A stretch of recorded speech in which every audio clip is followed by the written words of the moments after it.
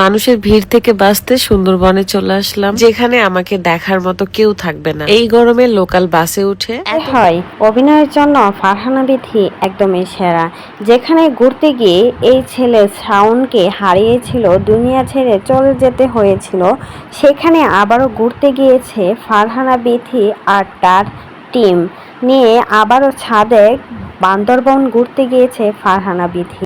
যেখানে একটা ইন্টারভিউতে বলেছিল ফারহানা বিথি সে আর কখনোই ঘুরতে যাবে না, দলবল নিয়ে আর কোনোদিন কোথাও ঘুরতে যাবে না, বিশেষ করে বান্দরবন, সাদেক, রাঙামাটি এসব জায়গায় নাকি সে কখনোই ঘুরতে যাবে না।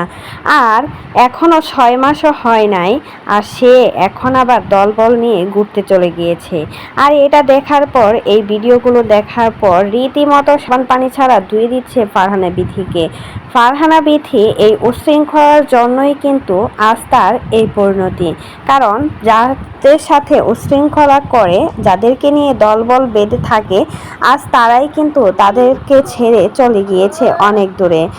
ফারহানা বিথির অনেক বড় একটা টিম ছিল, কিন্তু সেখানে ফারহানা বিথি ছিল সবার মেম্বার, আর সেখানে এখন আর কেউ ফারহানা বিথির পাশে নেই। তার বেস্ট ফ্রেন্ড স্মৃতিও কিন্তু এখন আর পাশে নেই, কারণ ফারহানা বিথির এই উশৃঙ্খলার জন্যই এখন আর কেউ পছন্দ করে না ফারহানা বিথিকে। ফারহানা বিথিদের সাথে শাওন যখন ঘুরতে গিয়েছিল, তখন দুনিয়া ছেড়ে চলে গিয়েছিল শাওন।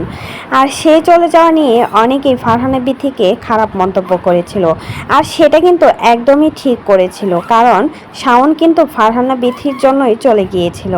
এটা দেখেই বোঝা যাচ্ছে ফারহানা বিথির মুখের কথা আর কাজে করা এক নয়। কারণ সে ইন্টারভিউতে খুব সুন্দর ভাষায় বলেছিল, এখনও মনে আছে, বলেছিল সে কখনোই রাঙামাটি সাদেক ঘুরতে যাবে না। কিন্তু এখন 6 মাসও হয় নাই, শাওন চলে গিয়েছে দুনিয়া ছেড়ে, আর এখনই শুরু করে দিয়েছে ঘোরাঘুরি। তাহলে বোঝাই যাচ্ছে শাওন চলে যাওয়ার পিছনে ফারহানা বিথির কোনো মায়া কষ্ট কোনো কিছুই তার লাগে নাই।